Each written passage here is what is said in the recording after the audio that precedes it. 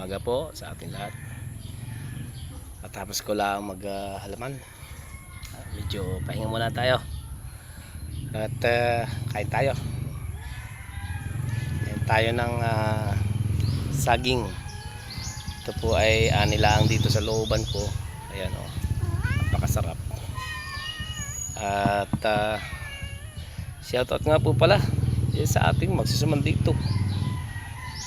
Ba, ako hindi na makatikim ng saging na mataba. Abay di puro na lang ito para itong parang bunga ng amihan. Matagal pa naman ang amihanin. Ano nangyari na? At ako hindi na makatikim ng mataba mala saging. Shoutout sa inyo. Hindi. Proud ako sa inyo. Dahil kayo ang nagbibigay ng pagkakakitaan dito sa atin at nakikilala pati ang magsusuman. Siya anong sarap pati ng suman,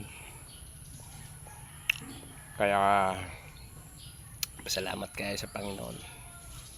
Tapos binigyan tayo na yan ng kalakasan para kapagtrabaho. Isang karangalan niya sa ating barangay na makilala ang ating barangay na masarap na sumanan eh. Kaya lang huwag nyo na makapasin yung aking dahon ng saging. At ako hindi na makatikim man lang ng taba man lang ang saging.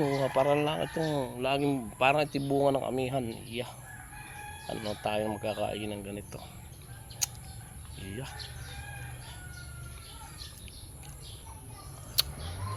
Kain po tayo. Palakas ng ating katawan na tayo hindi nakakaedad na. Ay, muli po, maraming salamat. At God bless. Lagi tayong dasal sa Panginoon sa taas, nabigyan ng kalakasan. At lagi tayong ligtas sa pang-araw-araw ng ating buhay. God bless po sa atin lahat. Lalo na sa mga kagaya kong mahilig maghalaman. Nawa po ay ako inyong suportahan kung paano mag-alaga ng halaman, dahil ako po ay hindi eksperto sa paghahalaman, lalo na sa mga design, at ako naman alam ko lang magtanim. Sabi ko nga, basta kayo masaya sa iyong ginagawa, yun po ay walang kabayaran.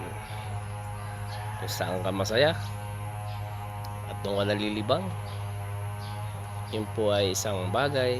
Yun pong ang tawag doon, walang kabayaran yung akin pong ginagawa na paghahalaman. Sa ano ko po, ako ay natutuwa at nalilibang po ako. Maray po, maraming salamat. God bless po. Abangan niyo po ako sa aking paghahalaman. Maraming po salamat.